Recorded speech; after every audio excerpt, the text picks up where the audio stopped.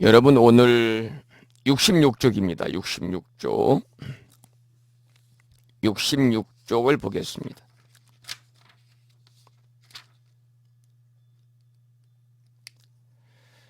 지난 시간에 이런 말씀을 했어요.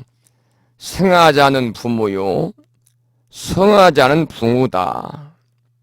그러니까 생하자는 나를, 날생자니까요, 낳으신 사람은, 나를 낳은 사람은 부모님이지만은 성하자, 이룰 성자, 낳자, 사람 잡자. 나를 이루게 한 사람은 붕우입니다. 보시다 그 말입니다.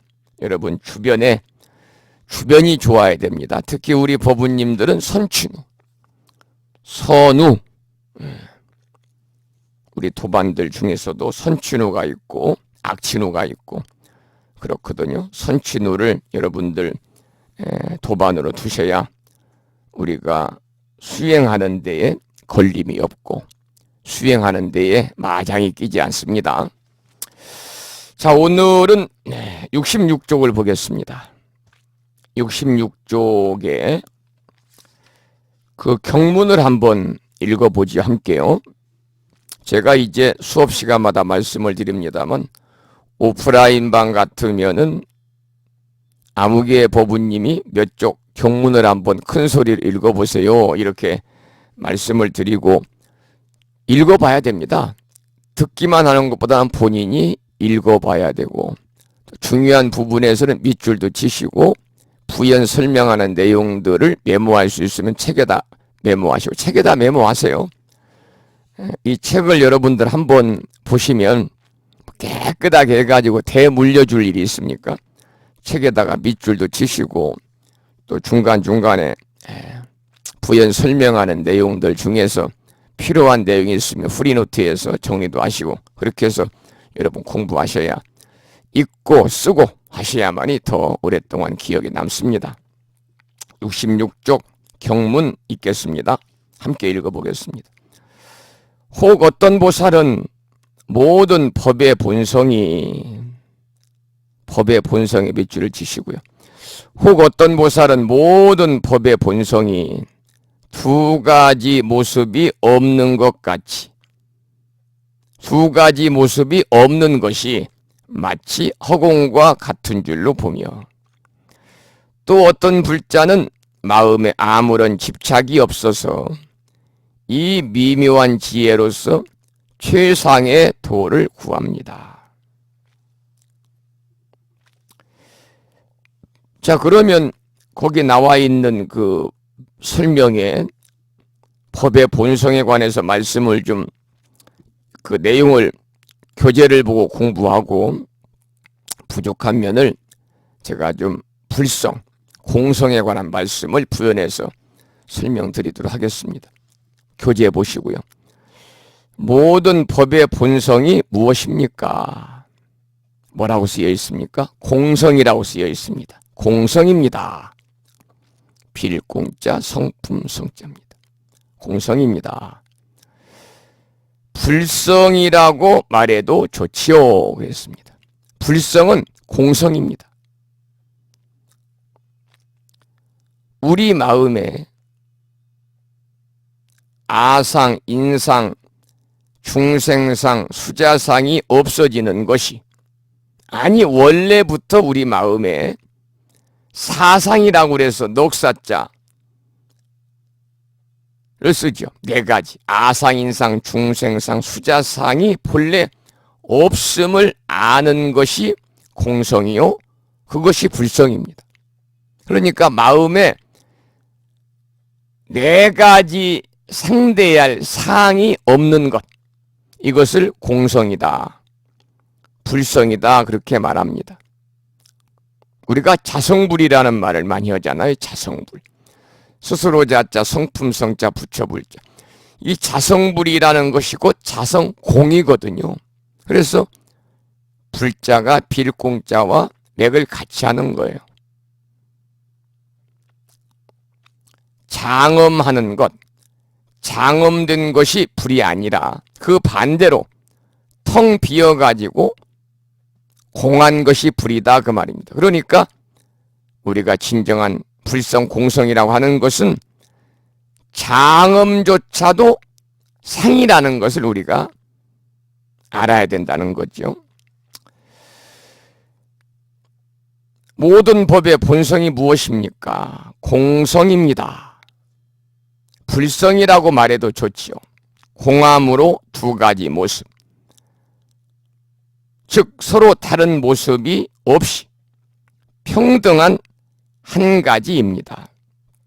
이 공성을 깨달아 일상생활에서 차별을 뛰어넘는 삶을 살아야 됩니다.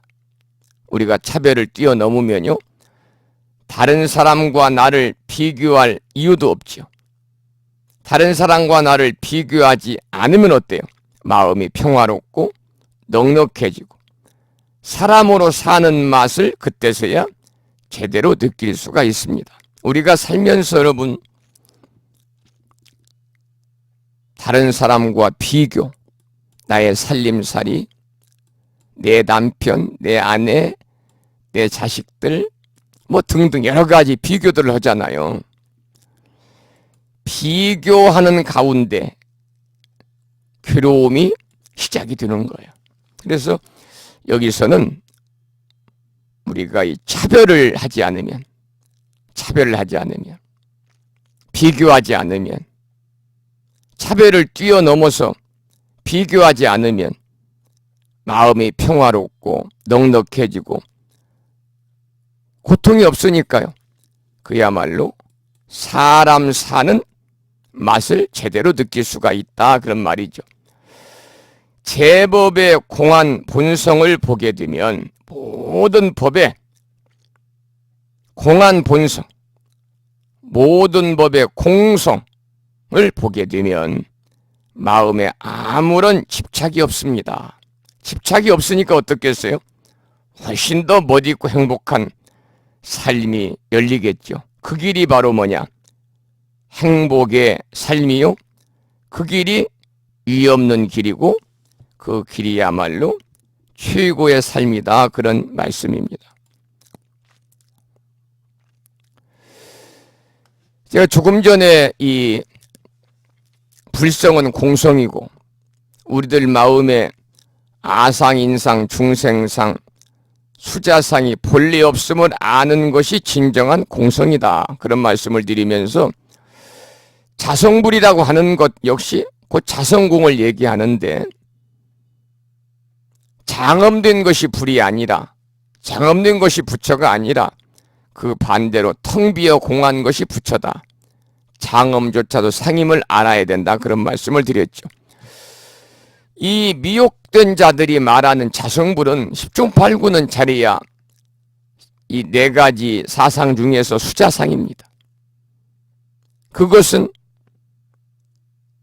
단견의 끊을 단자 볼견자죠. 단견의 대척점에 위치한 항상상자 볼견자 상견입니다. 소위 중도라고 우리 불교에서는 중요시합니다마는 불교에서 강조하는 중도라는 표현과는 전혀 다른 거거든요. 수자상이. 수자상은 우리가 마음이 단면에 대한 두려움이라든지 공포감을 회피하기 위해서 스스로 비추어 만들어낸 그림자에 불과하기 때문에 거기에 현혹되면 우리가 수자상이 멸하는 날까지, 목숨이 다른 날까지 허덕거리며 살아야 된다는 거죠. 그래서 천만억급 이후에나 해탈한다 그래요. 상의 미혹이 되면요. 이 부처님 이 말씀의 골자는 불교의 교리 중에서 가장 핵심적인 삼법인에 다 들어 있습니다. 삼법인, 재행무상, 재법무와 일체계고. 그래서 다른 설명들은 수없이 많은 우리의 네 가지 사상들이 일일이 맞춰가지고 알아들을 수 있도록 변형된 다양한 버전일 뿐입니다. 팔만대장경이 그런 이유로 만들어진 것이고요. 소위 방생을 위해 놓으신 8만 개의 낚시와 그물이다 그렇게 말합니다. 서가모니 부처님께서는 말년에 한마디도 설해진 것이 없다라고 하셨거든요. 수많은 조사들께서도 오로지 무라고 이렇게 딱 한마디만 하셨습니다. 그 뜻은 뭐냐면 마음으로 마주하는 사상에 속지 마라.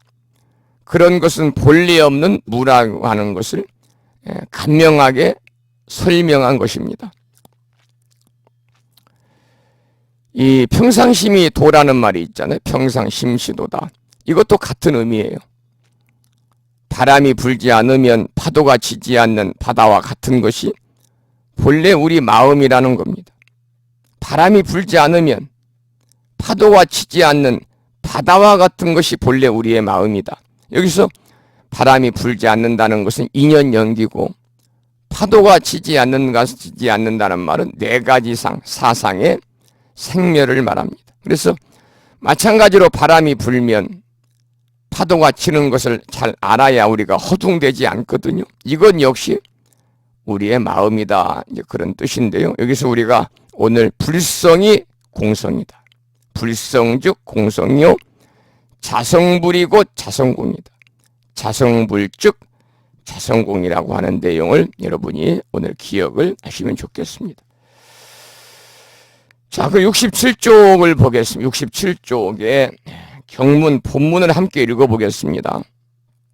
문수사리 보살이여, 어떤 보살들은 부처님이 열반하신 뒤에 사리에 공양하기도 하고, 또 어떤 불자들은 수없이 많은 탑을 쌓아서 국토를 장엄하는데 높고 아름다운 보배 탑이 높이는 5,000유순이고 세로와 가로가 똑같이 2,000유순이며 그 많은 탑마다 1,000개의 깃대와 깃발이 휘날리고 이슬처럼 반짝이는 구슬 휘장과 보배 풍경이 어울려서 울립니다. 천신들과 용과 신들과 사람 아닌 이들이 향과 꽃과 온갖 풍요로서 항상 공양합니다. 문수사리 보살이여, 모든 불자들이 사리에 공양하느라고 훌륭하게 탑을 꾸미니 국토는 저절로 빼어나고 아름답고 미묘해서 마치 천상의 나무에 화사하게 꽃이 핀 듯합니다. 여기까지 읽어봤습니다. 이 부처님이 열반하신 뒤에는 다비를 하고 나서 수습한 사리를 공경하고 공양한다. 부처님이 열반하신 뒤에 사리에 공양한다 그랬습니다. 여러분, 다비라는 말, 다비식, 우리 불교의 전통적인 그러한 장례 의식을 이야기하잖아요. 다른 말이 아니라 다비라는 것은요, 불에 태운다 그런 뜻입니다. 불에 태운다. 그래서 차 다자를 쓰고 돌비자를 씁니다. 그래서 이 한자 훈과는 큰 의미는 없습니다만 죽은 사람의 시신을 불에 태워가지고요, 그 유골 죽음을 불에 태우고 남은 뼈를 유골이라고 그러잖아요. 그래서 죽은 사람의 시신을 불에 태워가지고 그 유골을 거두는 불교의 장례 방법이 바로 답입니다. 답이. 이 스님들은 이제 이 다비장이 설치되어 있는 절들이 있는데 우리나라에 그렇게 많지 않습니다. 대한민국 조계종의 교고본사 중에서도 다 있는 건 아니고 이제 몇 군데 절들이 이제 다비장이 설치가 되어 있는데, 여러분 텔레비전을 통해서 큰 스님들 입적하시고 열반하신 후에 답이하는 모습을 아마 TV를 통해서도 한 번쯤은 여러분들 보셨을 것으로 생각이 됩니다만은, 그 다비식을 하기 위해서 다비장을 만드는 데 들어가는 비용이 굉장히 많습니다. 평균 한 3천만 원 이상 들어갑니다. 그 다비장을 만드는 데만요. 그래서 웬만한 스님들은 할 장소도 없지만 비용이 많이 들기 때문에 다비장에서 다비식을 하기는 어렵고, 이제 큰 스님들, 덕망이 높고 또 유명 종단에 그러한 큰 직책을 맡으셨던 스님들 아니고는 대부분 요즘에 스님 돌아가시면 대부분 뭐 일반 장례식장에서 이렇게 많이 장례식을 치르고, 또 일반인들 이렇게 화장하는 화장장에 가서 시신을 또 화장하고 이렇게 해서 산고를 한다든지 이런 경우들이 대부분이잖아요. 자, 다비에 관한 말씀을 지금 드렸고, 부처님이 열반하신 뒤에는 다비를 하고 나 수습한 사리, 다비를 하고 나서 사리를 수습한다 그랬습니다. 사리를 수습한다. 그런데 이 사리가 스님들이 열반하셔가지고 입적하시고 나서 다비했다고 그래서 사리가 다 나오는 건 아니잖아요. 그만큼 이제 아주 청정하게 평생을 수행하신 분들, 정신적으로 육체적으로 맑고 깨끗한 그러한 수행을 하신 분들에게 나오는 것이 바로 이제 사리입니다. 사리. 원래는 이제 부처님이나 또 성자의 유고를 사리라고 그러고요. 일반인들한테는 사리가 잘 나오지 않지요. 특히 우리나라에는 이제 이 정멸보궁이라고 그래서 부처님의 진신사리를 이렇게 봉안한 그런 절들이 있습니다. 부처님이 열반하신 뒤에는 다비를 하고 나서 수습한 사리를 공경 공양합니다. 우리는 부처님을 위대한 스승으로, 마음의 의지처로, 우리의 삶을 밝히는 태양과 같은 분으로 모시고 공경, 공양하고 존경, 찬탄하기 때문에, 이게 중요한 말입니다. 부처님을 공경하고, 부처님을 공경하니까 공양하고 존경하기 때문에 찬탄한다 그 말이죠. 그래서 부처님의 사리도 역시 부처님과 똑같이 대한다 그런 말입니다. 그러니까 우리가 사리 친견법회라는 거 하잖아요. 사리를 직접 친견할 수 있는 법회도 합니다. 사리를 뭐 인도네시아나 미얀마에서 이렇게 모셔와가지고 절에서 친견법회 하는 경우도 있는데요. 저는 좀 아이러니한 것이 부처님의 사리가 얼마나 많길래 지금까지 이렇게 돈 주고 사올 수 있는지, 그건 좀 아이러니하더라고요.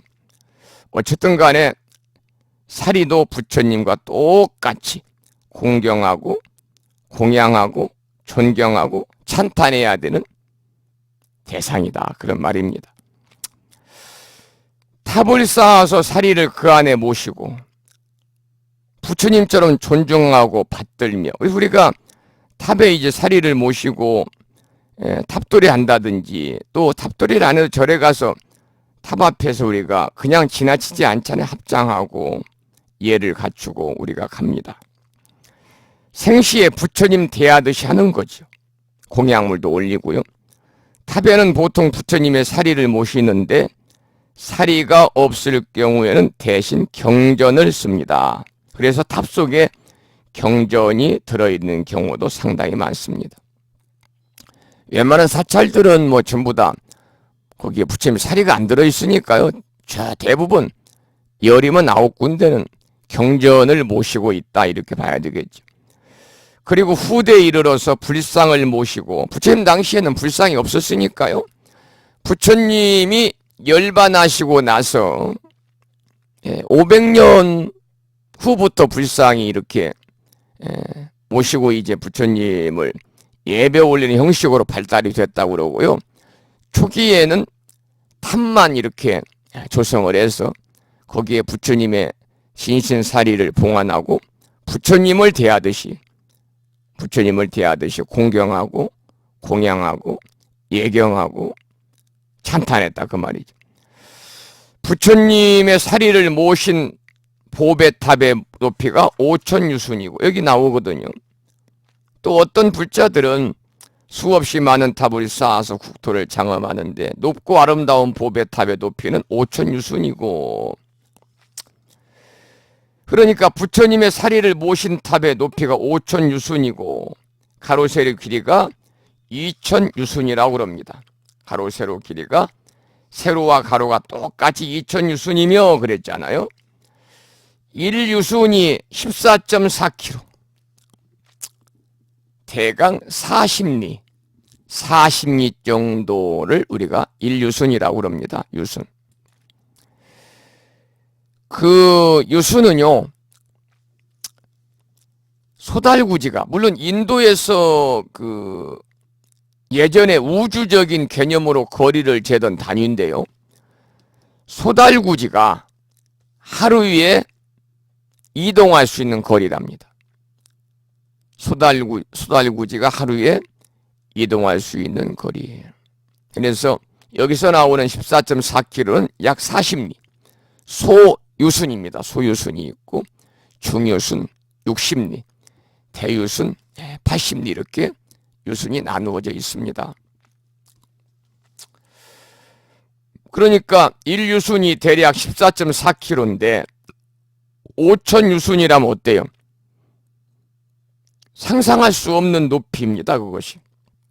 그런데 이런 탑을, 상상할 수 없는 높이의 탑을 한두 개가 아니라 뭐라고 쓰여 있습니까? 한두 개가 아니라 여러 수없이 많은 탑을 세운다고 그랬습니다. 이 우리나라는 대승불교권인데요. 대승불교가 발전하면서 부처님에 대한 신앙심이 달라집니다.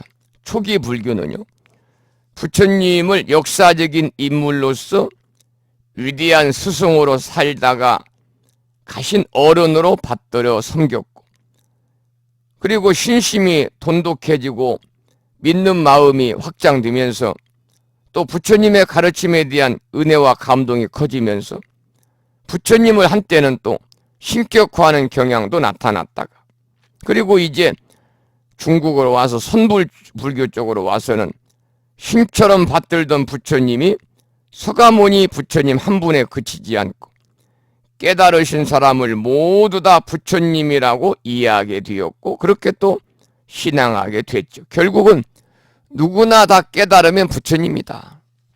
누구나 다 깨달은 부처님이다 하는 방향으로 자리를 잡은 상태다. 이렇게 쓰여 있습니다. 결국 우리가 이 시간 법화경 공부하면서 이 저녁 시간에 함께하고 있는 것도 결국은 깨닫기 위해서잖아요. 그 말은 부처님 되기 위해서 열심히 우리가 탕마하는 것이고, 부처님 되기 위해서 부처님 흉내도 내고 때로는 부처님 닮아가고자 부처님 가르침 안에서 조금도 어긋남이 없는, 모자람이 없는 그런 불자로서의 삶을 살아가는 것이거든요. 69쪽의 답을 청하다 경문 함께 읽어보지요.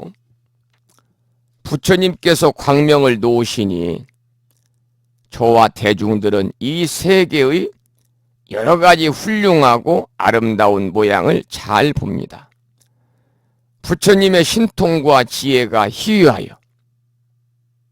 청정한 광명을 놓으시어 한량없는 세계를 비추시니 저희들은 그것을 보고 전에 없던 일이라 생각합니다. 문수보살이시여 저의 의심을 풀어주소서. 그 다음에 읽겠습니다. 70쪽입니다.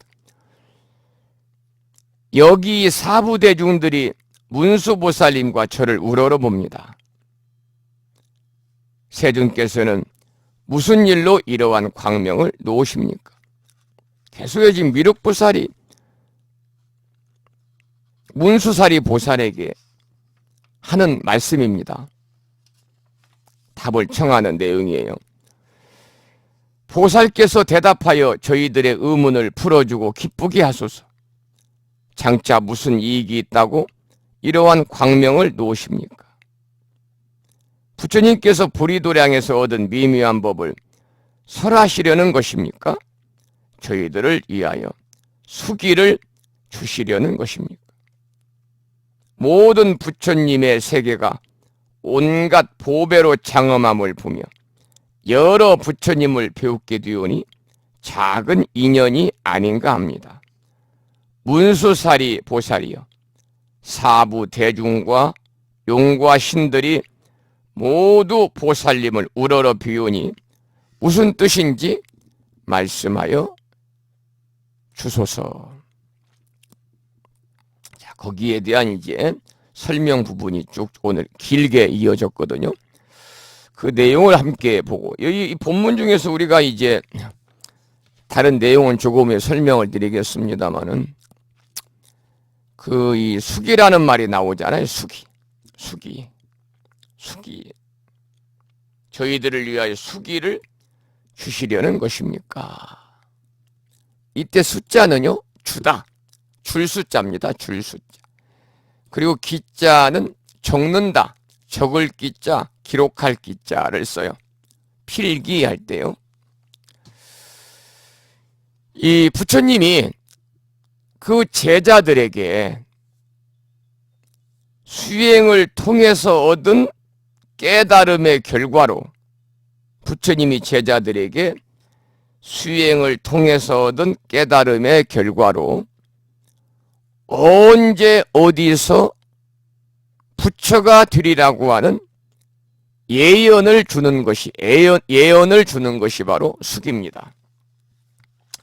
거기 나와 있는 그 낱말 중에서 우리가 이제 좀 어려운 말은 수기고요. 이 내용을 보면은요, 서가모니 부처님께서 하늘에서 꽃비를 내리고 대지가 6가지로 진동해서 부처님 미간 백후에서 광명을 놔두셔가지고 우리 중생들이 살아가는 모든 모습을 비추는 상서를 보인 연유를 묻고 있어요. 앞에서 이제 나온 얘기입니다만, 부처님께서 보리도량에서 얻은 미묘한 법을 설하려는 것입니까? 그렇게 처음에 물었잖아요. 아니면 저희들을 위해서 수기를 주려는 것입니까? 이렇게 물어요. 이 보리도량에서 얻은 미묘한 법은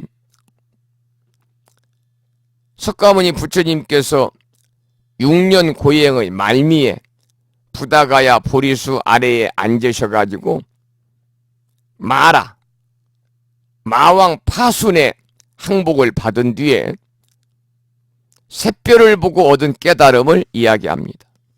우리가 이제 이 불교의 명절이 이제 4대 명절이 있지 않습니까? 여러분 잘 아시다시피. 그래서 오늘이 2일이니까 19일 후면은 불기 2562년 부처님 오신 날이 이제 19일밖에 남지 않았습니다만, 불교 4대 명절 중에 가장 큰 그러한 그 법회를 하잖아요.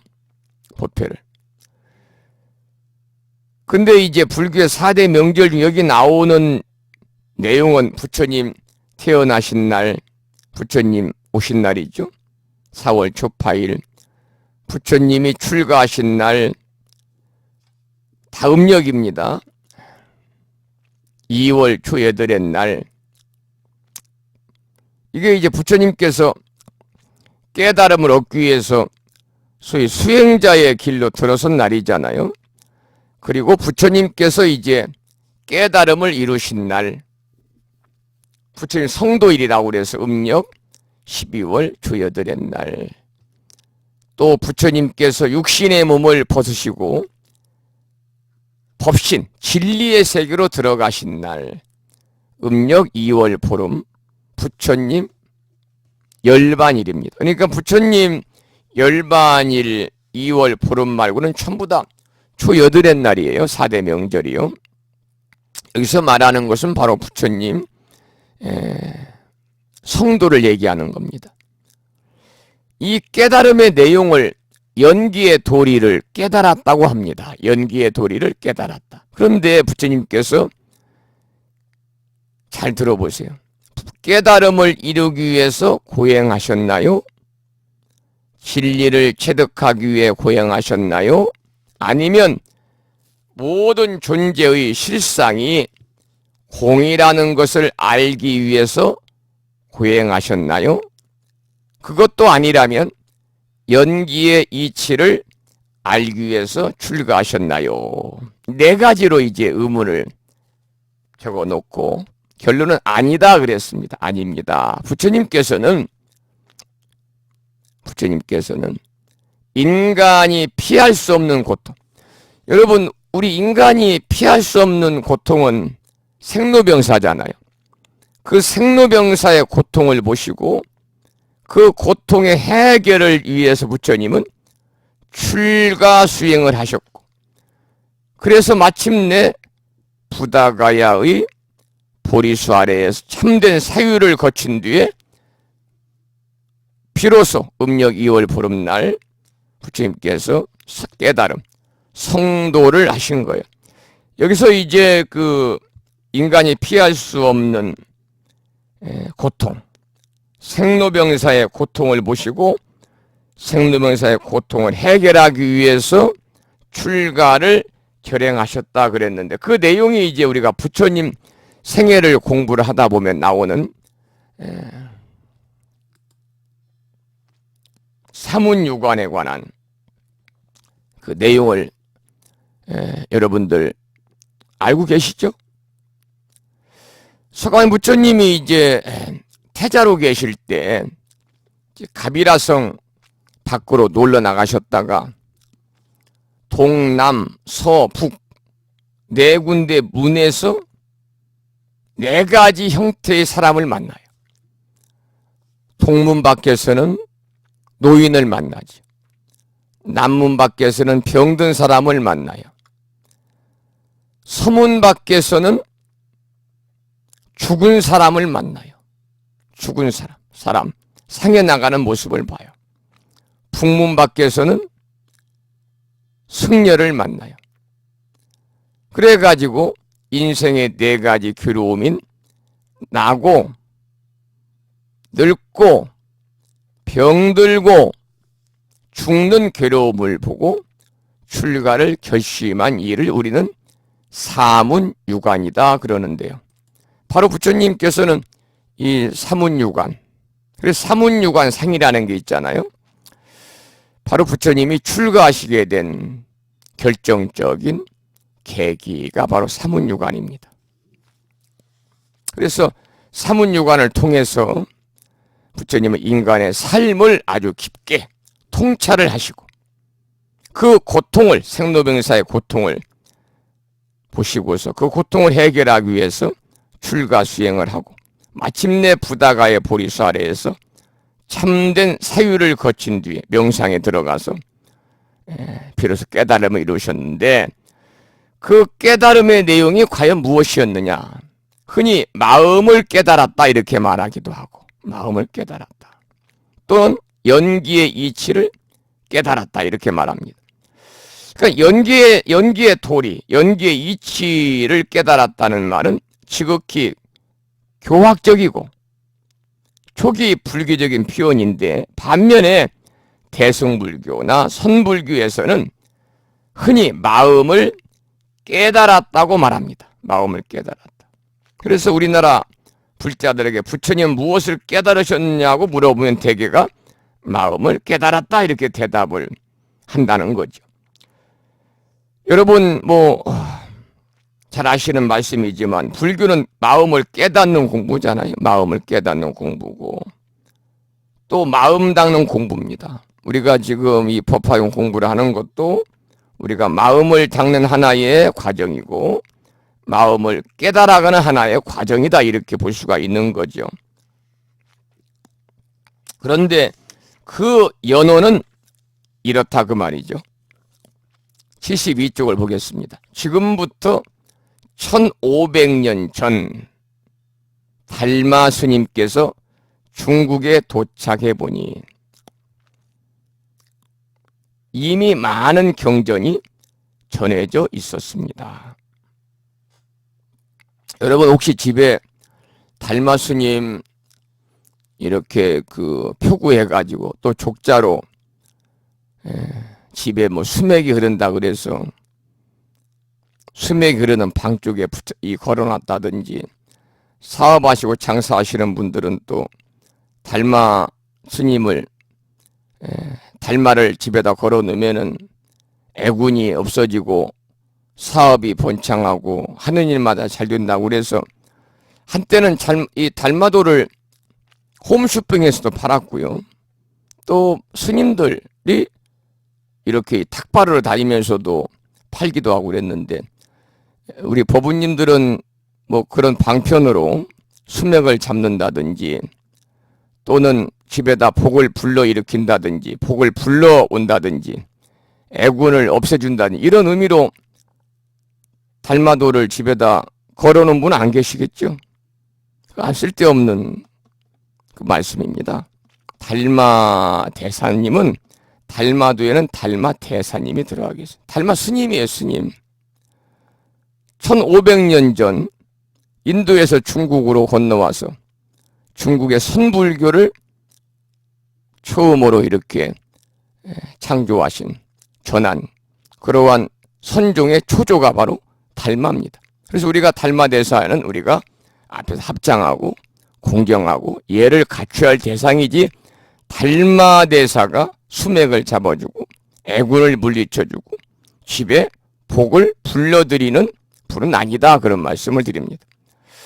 지금으로부터 1500년 전 달마 스님께서 중국에 도착해 보니 이미 많은 경전이 전해져 있었는데 살펴보니까 중국 사람들이 이런저런 경전을 공부하느라고 불교의 핵심을 제대로 공부하지 못하는 것을 알았어요. 그래가지고 달마 스님이 관심일법이 총섭쟁이다. 관심일법이 총섭쟁이란 말은 관심일법, 마음을 관하는 한 가지 법이, 한 가지 수행이 총섭, 재행, 모든 수행법을 다 포섭하고 있다 그 말입니다.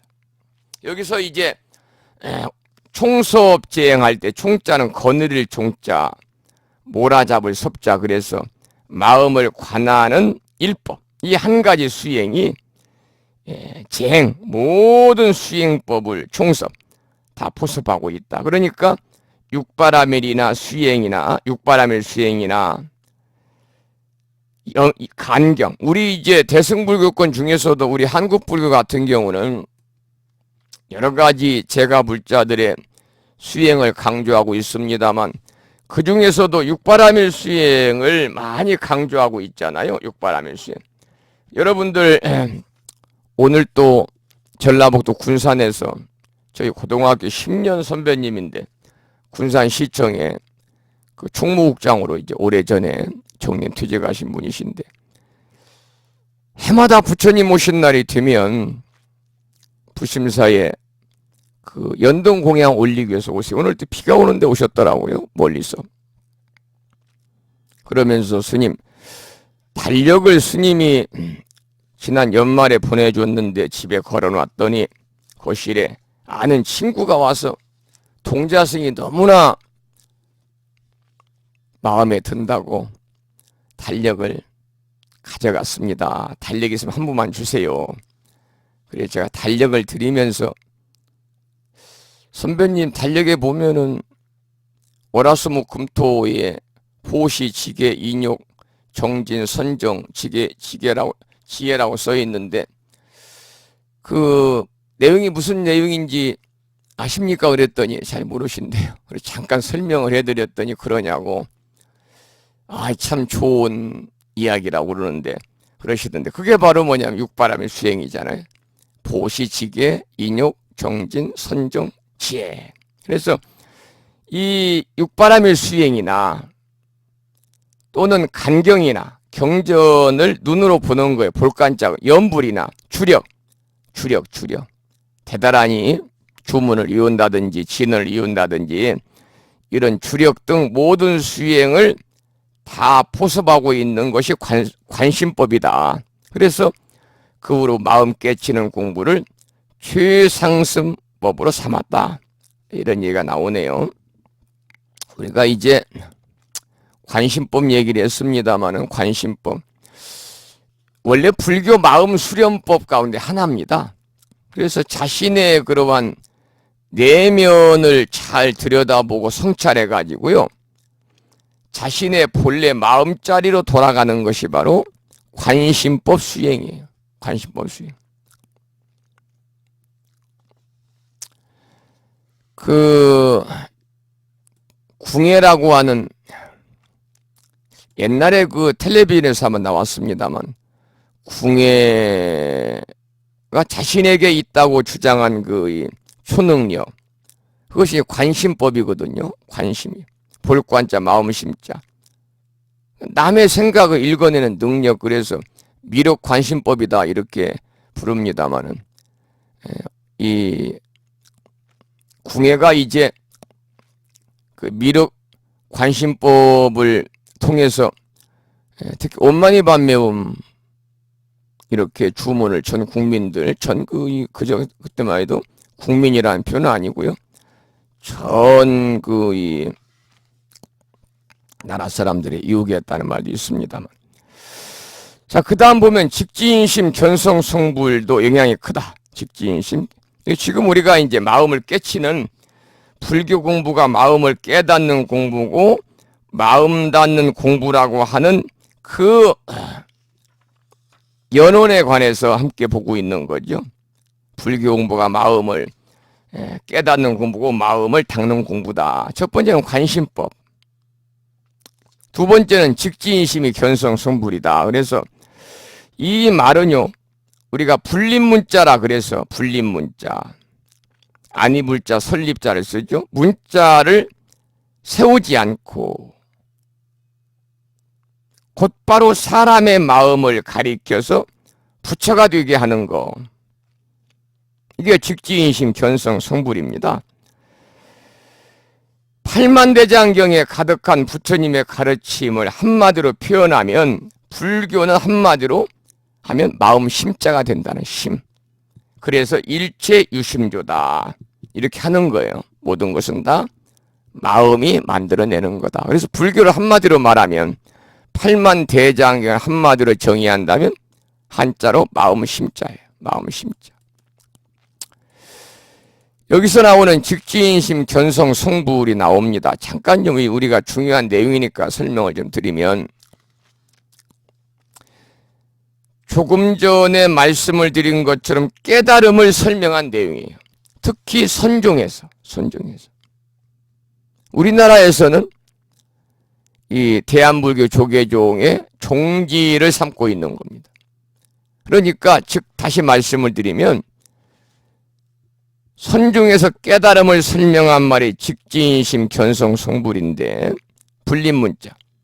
문자 교학에 의지하지 아니하고 좌선에 의해서 바로 사람의 마음을 직관해 가지고 부처의 깨달음에 도달하는 것을 말합니다. 원래는 불립문자 교의별전 직지인심 견성성불이라는 사구가 하나로 연결된 언구입니다.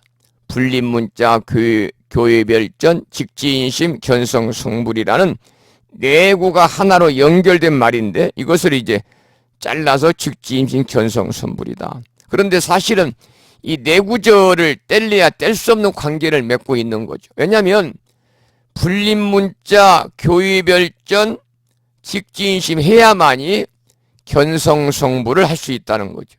그러니까 앞에 말한 불립문자 교의별전 직지인심은 세 구절은요 모두 견성성불하기 위한 필수적인 조건입니다. 꼭 실천해야만 하는 선수행의 단계예요. 이것을 무시하고는 선의 근본 뜻을 이해할 수가 없다고 그래요. 이걸 이해하지 못하면 견성성불이 불가능하다는 거죠. 앞에 분리문자 교의별전 직지인심을 이해하지 못하면요. 그런데 이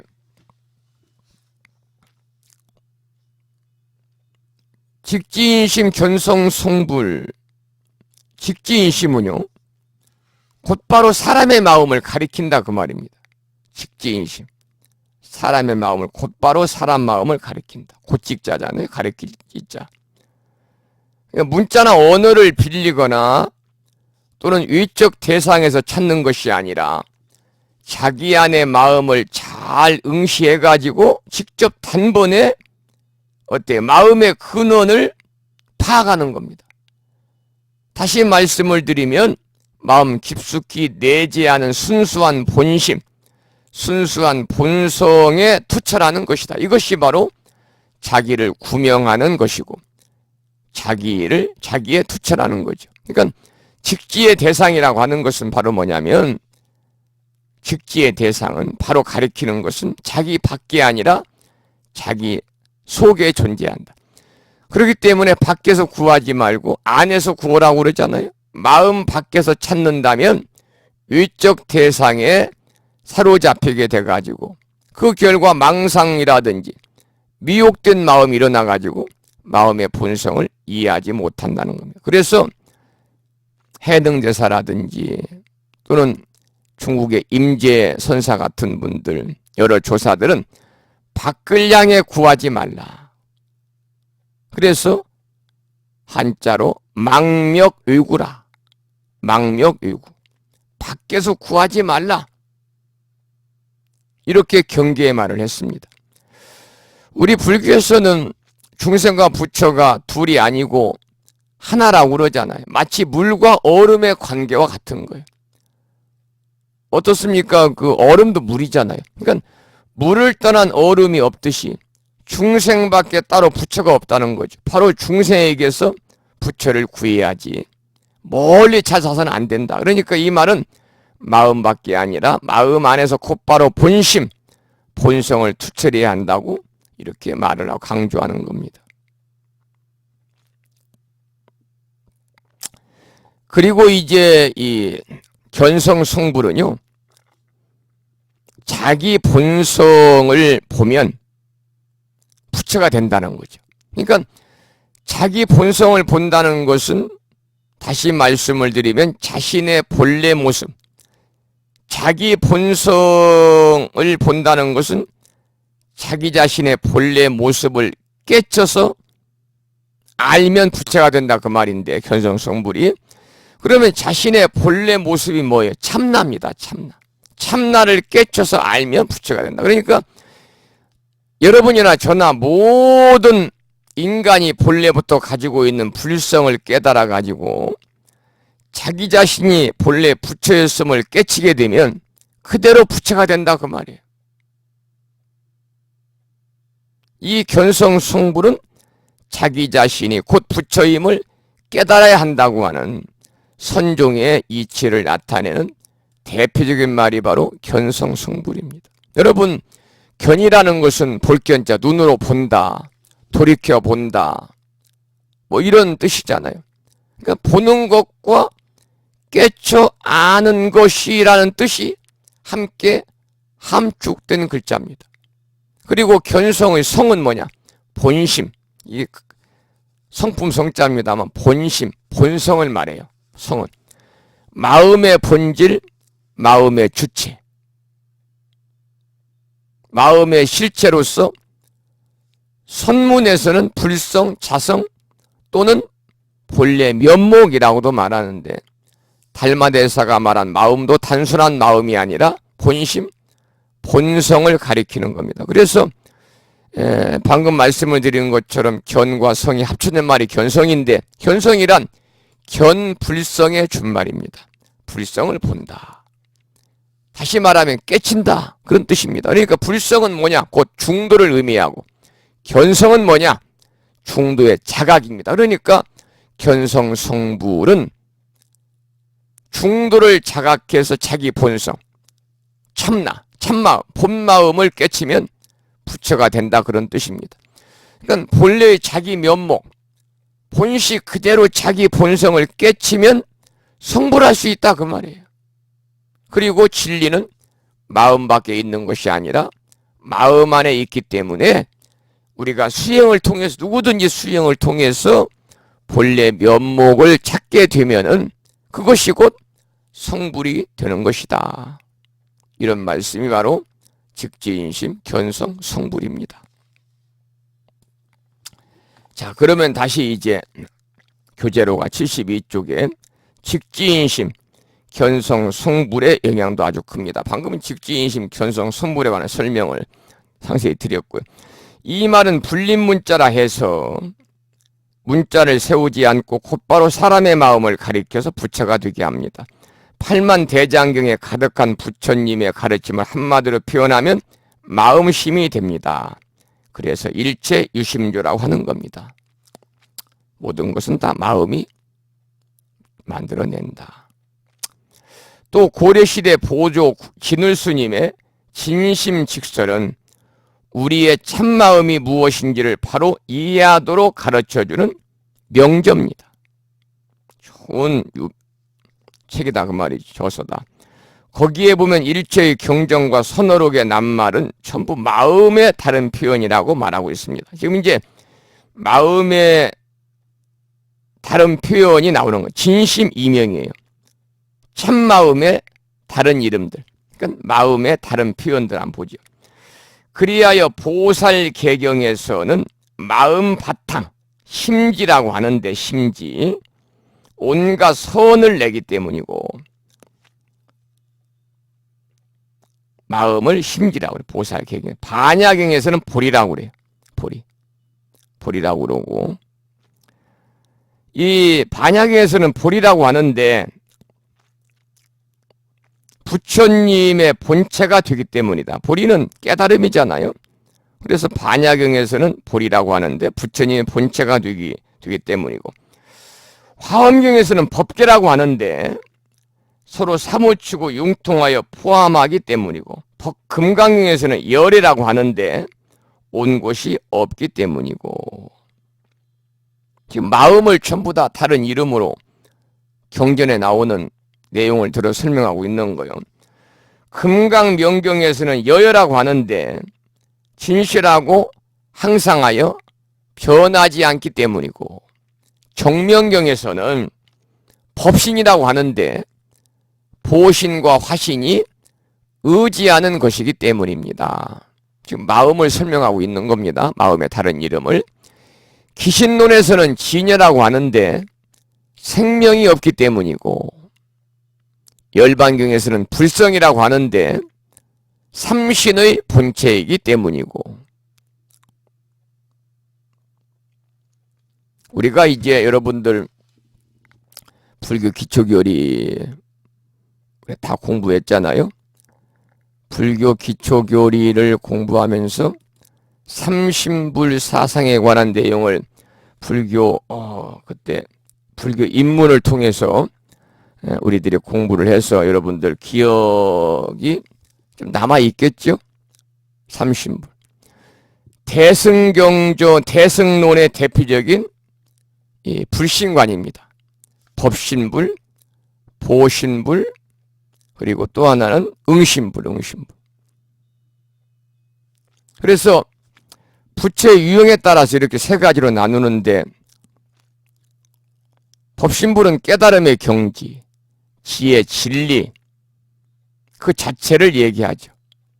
우리가 부처님 중에서는 비로자나 부처님이라든지 또는 대일열애 부처님이 또 여기 해당이 되고요. 그리고 이제 보신불은 중생을 위해 서원을 세우고 거듭 수행해서 깨달음을 성취한 부처님. 여러분 아시다시피 아미타 부처님은 그 법장비익으로 수행할 때 48원을 세워가지고 수행을 통해서 성취했잖아요. 아미타불. 약사열애는 12대원. 아미타불 약사열애가 여기에 해당이 됩니다. 해당이 되고. 그리고 세 번째는 응신불. 중생과 같은 몸으로 세상에 출현하셔가지고 그들의 능력이나 소질에 따라서 설법에서 구지하는 부처님. 서가모니불.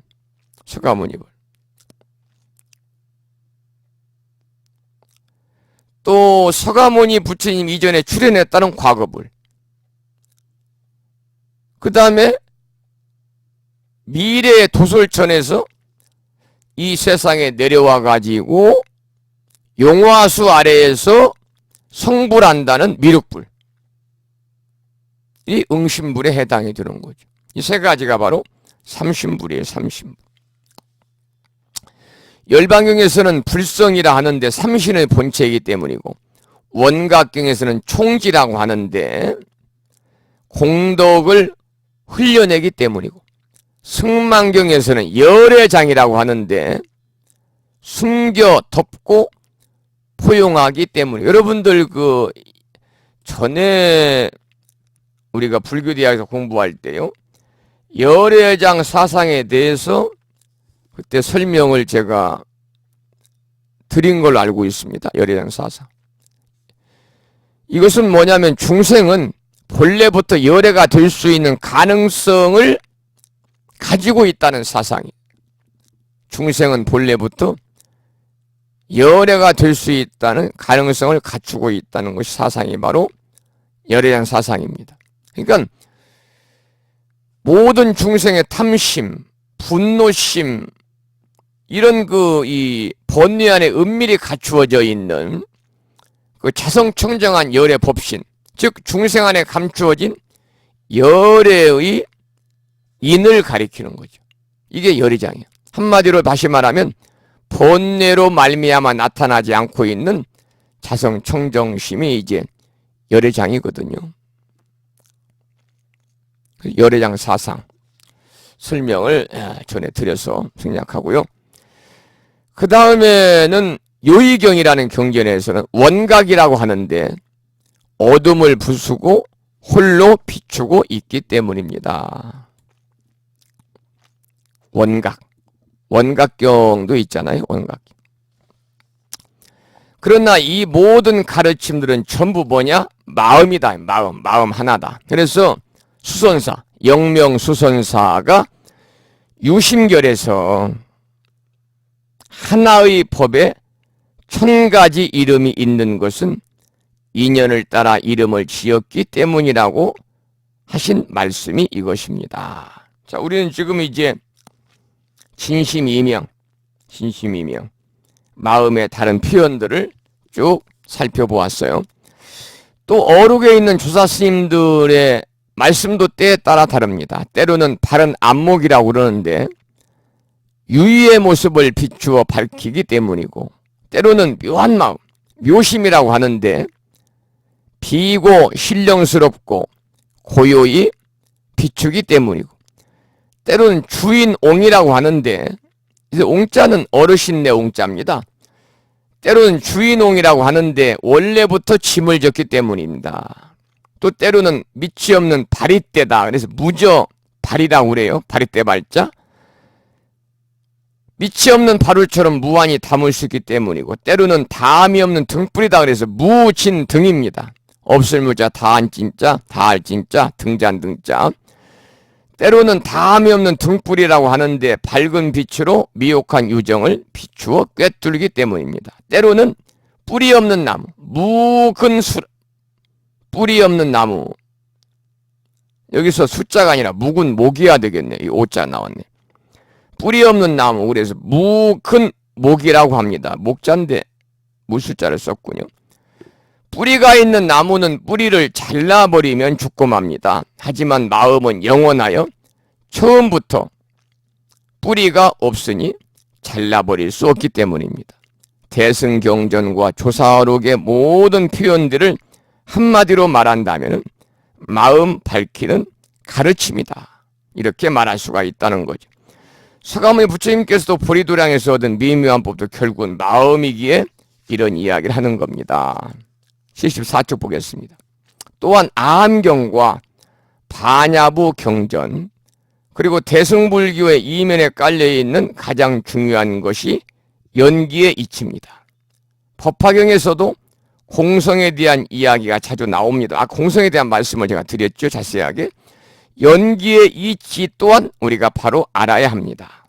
우리가 불교를 이해한다면 마음의 중요함 못지않게 연기의 도리도 잘 알아야 됩니다.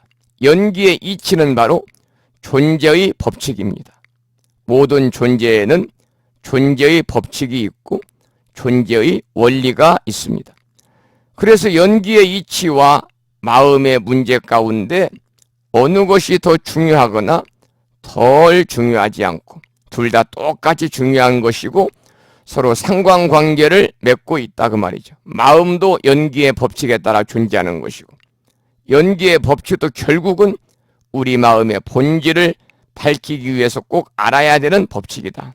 결론적으로 말하자면 보리도량에서 부처님께서 얻으신 미묘한 법은 바로 연기의 이치와 한 마음이다. 부처님께서 그러니까 부다가야 보리수 아래에서 깨달음을 통해서 얻으신 것이 두 가지라는 거예요. 하나는 연기의 이치를 부처님께서는 깨달으셨고 또 하나는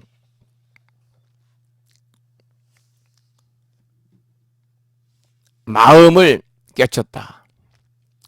그런 말씀이죠. 연기의 이치와 마음이다.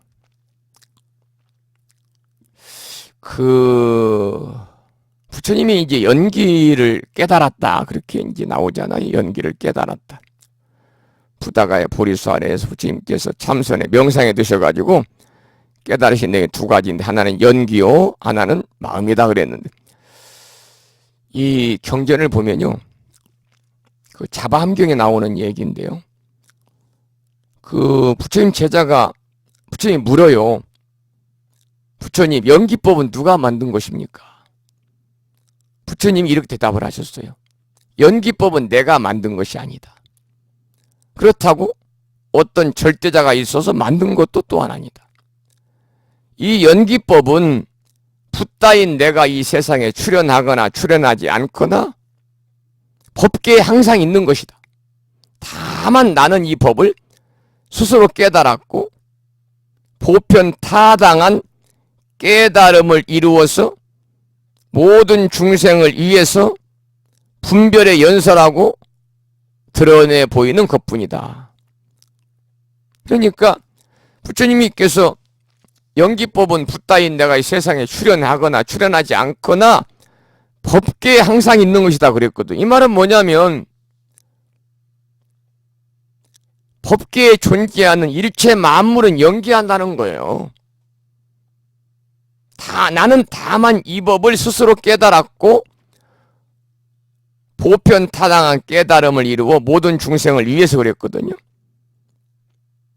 그러니까 법계의 이치를 온전히 알았으나 분별에 연설하고 드러내 보이는 것뿐이다. 중생의 근기에 따라서 적잘 가르친다. 그런 말씀입니다.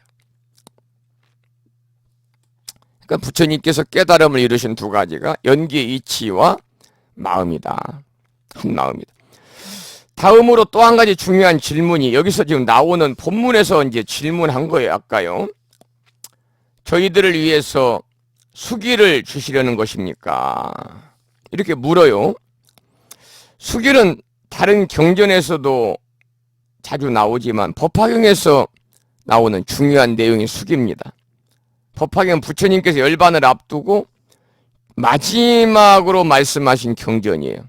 소위 유언처럼 말씀하신 경전이 법화경인데 제자들에게 부처님이 하고 싶은 최후의 말씀을 이야기한다면 수기입니다. 수기. 수기는 아까도 말씀을 드렸습니다마는 수기하다.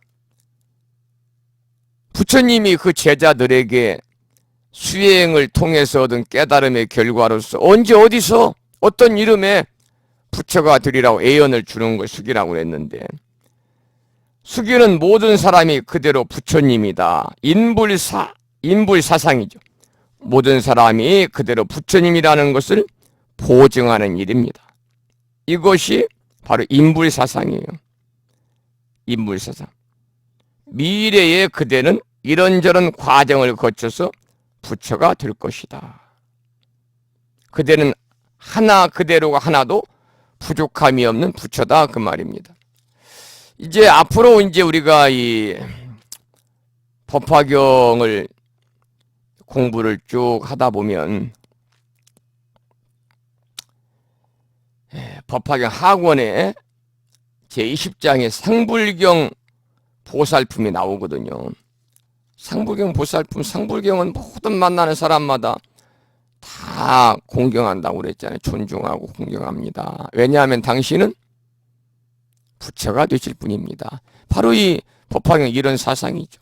사람이 곧 모든 사람이 다 곧 부처라고 하는 인물 사상을 끊임없이 우리들에게 강조하고 있는 그런 사상에 담겨 있는 경전이에요. 그게 바로 이제 법화경에서 말하는 숙이다 그 말이죠. 자, 그러면 이제 미륵보살이 지금까지 쭉 물었어요. 문수보살에게. 이제 문수보살이 이제 답할 차례입니다. 그러면 75쪽 본문, 경문을 함께 읽어보겠습니다. 1시간 15분이 지나서 조금 졸음도 오실 텐데요. 함께 소리내 읽어보겠습니다. 75쪽입니다. 이때에 문수보살이 미륵보살, 마살과 여러 보살들에게 말씀하셨습니다. 선남자들이여, 내 생각으로는 아마 부처님께서 큰 법문을 말씀하시며 큰 법에 비를 내리시며 큰 법에 소라를 부시며 큰 법에 북을 치시며 큰 법에 뜻을 연설하시리라 여겨집니다. 그러니까 미륵보살의 질문에 누가 대답을 해요? 문수보살이 대답을 해요. 문수보살은 지혜의 완성을 상징하는 보살이에요. 그런데 표현이 아름답잖아요. 큰 법의 비를 내리시며 큰 법문을 말씀하시며 큰 법의 비를 내리시며 큰 법의 소라를 부시며 큰 법에 북을 치시며 큰 법의 뜻을 연설한다. 그러니까 그 표현이 아름다워요. 부처님께서 깨달은 진리의 가르침을 법의 비로 한껏 맞아서 마음속에 있는 온갖 지혜와 복덕과 자비의 싹을 한껏 틔우고 꽃을 피우고 열매를 맺어서 더 많은 사람들에게 이익을 주는 대열에 서야 된다 그 말이죠. 부처님이 바라시는 바가 이것이고 모든 깨달은 분들이 바라는 것도 바로 이런 거니까요. 그러면 76쪽의 경문을 읽어보겠습니다. 여러 선남자들이요, 내가 과거에 여러 부처님 계신 곳에서 이런 상서를 본 적이 있습니다. 상서. 그때도 이러한 광명을 놓으시고는 큰 법문을 말씀하셨습니다. 그러므로 마땅히 알아들으십시오. 오늘 부처님께서 광명을 놓으심도 그와 같아서 모든 중생들로 하여금 세상 사람들이 믿기 어려운 법문을 듣고 알게 하시려고 이러한 상서를 나타내신 것입니다. 이 불자님들 이 불명에도 상서라는 상서와 뭐 이런 불명이 있어요. 상서는요, 상서로울 상자에다가 상서 상자입니다. 아주 복되고 좋은 일들이 일어날 그러한 기미, 조짐 이런 걸 말합니다. 이제부터 석가모니 부처님께서 큰 법문을, 믿기 어려운 법문을 하실 거다 그 말이죠. 믿기 어려운 법문에 밑줄을 치시고, 우리가 아침 저녁으로 늘 이우고 절에 가서 법회 끝날 때, 불공 끝날 때 이우고 크고 작은 법회에 빠짐없이 이우는 반야심경도 참으로 믿기 어려운 법문입니다. 반야심경에 안입이 설 수 있는 거 없다. 무안입이 설 수 있는, 무색성향 미축법 그러잖아요. 무안입이 설 수 있는 안입이 설 수 있는 거 없다. 그리고 무색성향 미축법은 또 색성향 미축법이 없다. 그렇게 말하는데 우리는 분명히 안입이 설신, 눈, 귀, 코, 입이 다 달려 있는데 그 눈, 귀, 코, 입이 없다고 하니까 모순도 이만저만 모순이 아니겠느냐. 그래서 이런 것이 믿기 어려운 것이다. 이렇게 버젓이 보고 듣고 말하고 싸울 줄 알고 좋아할 줄 알고 온갖 감각을 다 소유하고 있고 이것을 통해서 우리의 삶을 영위하는데 그런데 이런 감각이 없다고 그러니 경전이 거짓도 아닐 텐데 이해가 안 되고 참 믿기 어렵다 하면서 뒤에 설명을 하는 거예요. 반야심경을 우리가 이제 사람들이 많이 읽고 열심히 기도하는데 독송을 많이 하잖아요. 그런데 이 저자가 이제 어느 날 보니까 반야심경이 우리말 넉자로 간단히 옮겨지더라. 반야심경은 마반야 바람일다 심경까지 포함을 해서 마반야 바람일다 심경 이게 제목이잖아요. 제목까지 포함하면은 270자. 제목을 빼면 260자예요. 그런데 이 270자, 260자인 반야심경이 네 글자로 간단히 요약이 되더라. 뭐냐? 나는 없다. 나는 없다. 나는 없다. 그러니까 모든 존재는 공하다 그런 말입니다. 나는 없다는 모든 존재는 공하다. 그래서 여기서 안입이 설신에도 없고 색성양 미축법도 없으며 눈의 경계도 의식의 경계까지도 없고 문명도 무명의 다함까지도 없으며 늙고 죽음도 늙고 죽음이 다함까지도 없고 고진멸도도 없으며 지혜도 어둠도 없느니라 그렇게 나오잖아요. 얻을 것이 없는 까닭의 보살은 반야바람일다를 의지함으로 마음에 걸림이 없고 걸림이 없으므로 두려움이 없어서 뒤바뀐 어떤 생각을 멀리 떠나 완전한 열반에 들어가며 삼세의 모든 부처님도 반야바람일다를 의지함으로 최상의 깨달음을 얻느니라.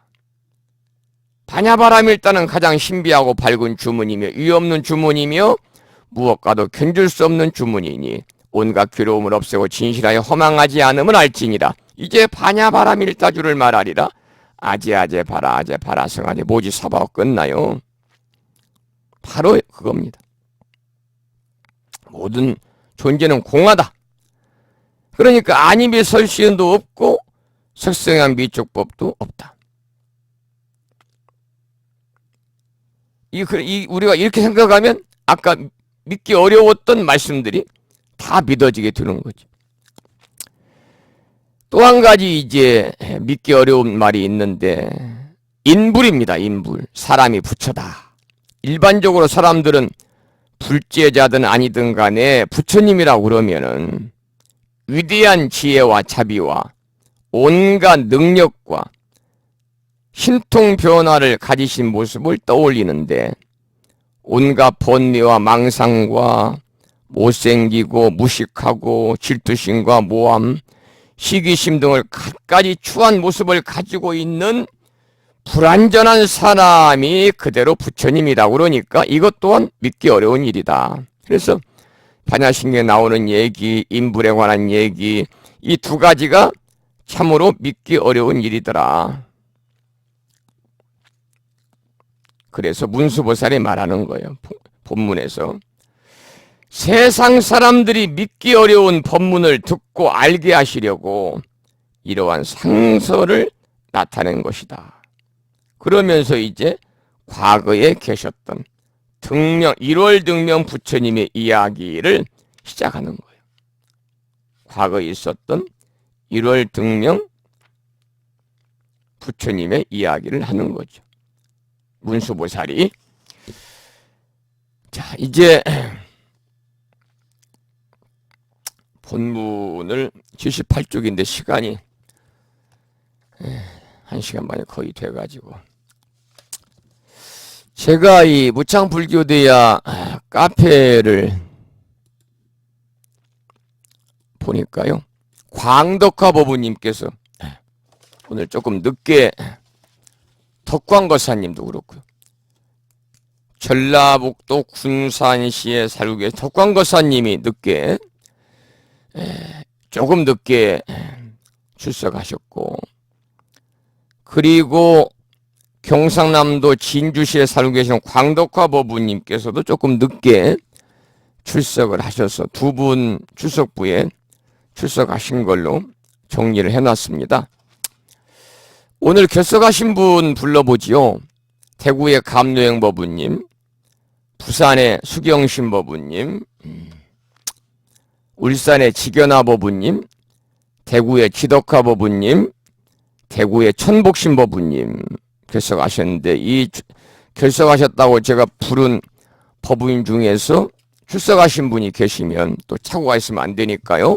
저한테 문자 메시지로 출석했습니다 이렇게 짤막하게 보내주시면 정리를 해놓도록 하고요. 이제 1월 등명 부처님부터는 다음 시간에 5월 9일날, 그날이 관음제일이거든요. 5월 9일날 공부를 하도록 하고, 그 무창부대 카페를 제가 보니까요, 오대영 법부님이 도반님들의 자유공간에 큰 스님께 묻습니다 하면서 이렇게 쓰셨는데, 어젯밤 11시 방송을 놓치셨다면 다시 볼 수 있다 하면서 이제 다시 볼 수 있는 주소를 올려주셨습니다만, 어제 저는 이 프로그램, 시사 고발 프로그램이죠. MBC 비리수첩을 보느라고 12시 넘어서 잠을 청했습니다.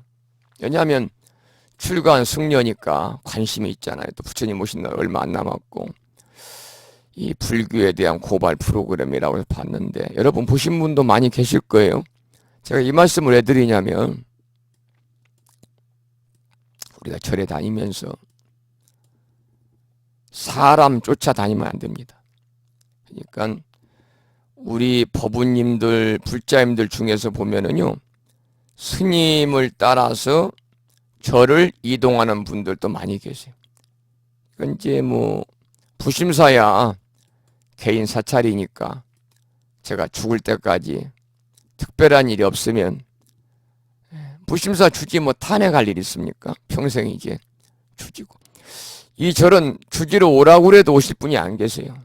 제가 이제 도반 스님이 지난번에 오셔가지고 웃으면서, 스님 불심사 주지하시지요? 제가 스님 절에 가서 주지하라며 그랬더니, 스님 그냥 줘도 나는 굶어 죽어요 오면은 그러더라고요. 오는 분이 안 계시니까요. 오는 분이. 그래도 일요법회가 있어서 불자님 얼굴 구경이라도 가끔 하지. 지난 보름법회 때도 한 분도 안 오셨어요. 그 전에 초하루 법회도 한 분도 안 오셨어요. 혼자 그냥 불고만 드리는 거죠. 법회는 법문을 해야 법회니까. 법문을 하고자 준비를 했으나 항상 하지만 법문을 들으러 오는 분이 안 계시니까 불고만 드리고 맙니다마는, 그래도 이제 이렇게 이제 인터넷 포교를 하니까 전국 원근 각지에서 많은 분들이 또 각종 기도에도 동참하시고, 또 인등 공양도 올리시고, 연등 공양도 올리시고, 때로는 또 많은 분들이 방송 후원금도 이렇게 보내시고, 그래서 절집 운영도 하고, 홈페이지 운영도 하고, 방송 운영도 하고, 일부 효양도 하고, 이렇게 이제 출가성으로서 지내고 있습니다만은, 대한불교 조계종이나 대한불교 천태종 같은 종단은 한 사찰의 주지로 발령을 받으면 특별한 일이 없는 한 4년, 한 만기 더해서 8년 연임이 가능하고, 이제 다른 절로 세속 표현으로 말하면 주지 발령을 받아서 진산식을 하고 그러잖아요. 그런데 그때마다 스님을 따라서 절을 옮기는 분들이 계신데 그건 바람직하지 않아요. 여러분 절에 다니실 때 사람 보고 다니지 말고 부처님 법을 보고 다니셔야 된다. 부처님 법은요, 어느 절에 가나 다 똑같습니다. 부처님은 똑같습니다.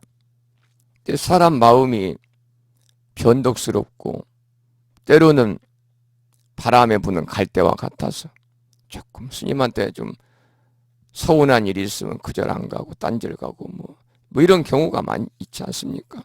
그럴 해서는 안 된다 그런 말. 그러니까 어제 같은 경우도 이제 PD수첩을 보고 많은 분들이 소위 한국 불교의 장자 종단에서 큰 스님이라고 불리워지는 스님들에 대한 커다란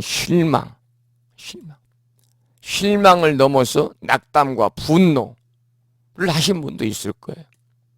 저는 출가성으로서 부끄럽더라고요. 그렇다고 여러분들이 그 스님들 몇 분의 그런 일탈 행위를 보고서 여러분들이 불교를 등한시하고 신심이 떨어지면 안 되죠.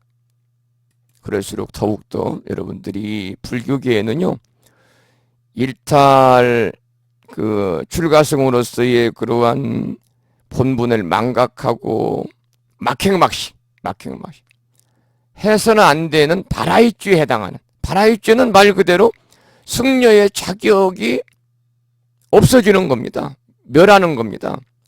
바라이죄. 스님이 저희 종당 같은 경우는 공견하게 장가가고 호적에다 부인 자식들 올려놓고 하는 대처승을 인정하는 종단이 상관없습니다만, 대한불교 조계종은 오로지 자존심 하나가 비구라는 거죠. 청정비구. 우리는 장가 안 간다는 거예요. 비구니 우리는 시집 안 간다. 그래서 남자는 여자를 취하지 않고 여자는 남자를 취하지 않고 독신성을 강조하잖아요.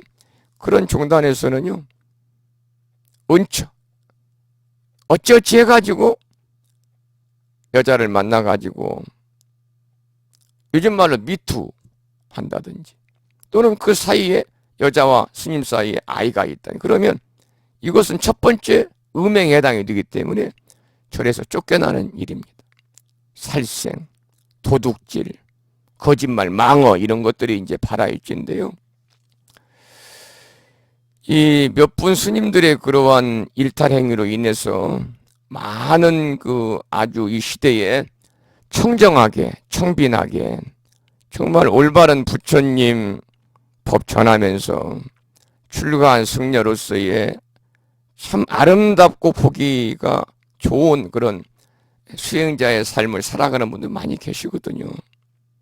물론 부처님 오신 날을 앞두고도요, 연등, 돈을 쫓아서 가는 스님도 있어요.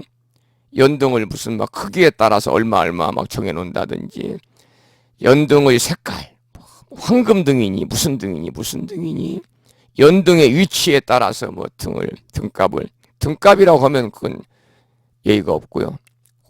연등공양 동창금을 정하는 스님도 있는, 그런 분들은 돈을 쫓아가는 일탈행위를 하는 것이고, 그렇지 않은 분들이 더 많기 때문에 여러분들은 그런 이 불교 스님들에 대한 막행막식에 관한, 또 바라이죄에 해당하는 그런 것들이 언론을 통해서 이렇게 시사 프로그램에 방영이 되고 보셨다 하더라도 너무 실망하지 말고 더 훌륭한 스님들이 많다, 이런 마음을 가지고 더욱더 발심하셔가지고요. 그럴수록 발심을 하셔야죠. 더 제가 물자로 열심히 수행하시기를 거듭 부탁을 드리도록 그렇게 하겠습니다. 어제 프로그램을 보고 저도 깜짝 놀랐어요. 스님들이 유흥업소에서 엄청난 불자님들의 참 노부살님들 봐봐요. 몸빼, 옛날 표현은 몸빼잖아요. 몸빼 속에다 손 쑥 집어넣어가지고 몸빼 안에 있는 주머니에서 1,000원짜리, 만원짜리 구겨진 것 내가지고 탁 펴가지고 복전하면 넣잖아요. 그런 참 말로 표현할 수 없는 소중한 보시금인데, 그는 보시금 흥청망청 막행막시 하는데 많이 썼다는 그런 보도를 보고도 저도 한편으로는 반성도 많이 했고요, 한편으로는 낯이 뜨거웠고, 한편으로는 분노도 했습니다만, 일부분의 스님들의 일탈행위니까 그렇게 또 마음을 안위를 했습니다. 여러분도 그렇게 좀 봐주시기 바라고. 그래서 이게 제가 출가를 늦게 하고 보니까요, 승가의 세계가 사회보다도 더 빈부의 차이가 심해요. 부익부 빈익변의 현상, 요즘 말하는 양극화 현상이 심화되고 있는 것이 바로 종교계더라고요. 부처님 오신 날이 이제 얼마 안 남았습니다만 큰 절 봐보세요. 큰 절. 부처님 오신 날 뭐 몇 억 들어왔네, 막 몇십억 들어왔네, 이런 절도 있지 않습니까? 큰 절은 그날 당일날 밖에 다는 일일 등만 해도 수천 개를 달아요. 그래서 등 하나에 2, 3만 원씩 받잖아요. 수천 개 하루 밝히는데. 작은 절들은요, 불심사 같은 경우는 200여 개, 200여 개. 그래도 많이 이 오두막집에서 많은 분들이 동참하시는 거죠. 저희 도반생 같은 경우는 뭐 10등, 10명 정도 이런 절도 있습니다. 그러니까 부처님 오신 날 여러분 큰 절에 연등 공양 올리고 뭐 이따만한 뭐 축구공 2개만한 황금등을 공양 올린다고 그래서 부처님이 좋아하질 않아요. 복 많이 주질 않아요. 여러분 빈자 1등의 정신으로 정말 어려운 절에 어려운 데가 마음을 다해 참여할 때 이것이 바로 연등 공양의 공덕이 아니겠는가, 그런 말씀을 드리면서 어려운 절에 여러분들 많이 좀 보시하십시오. 큰 절이 할 비용을 쪼개서 어려운 절도 한번 관심을 가져주세요. 그런 말씀을 드리면서 오늘 수업을 여기서 마치겠습니다.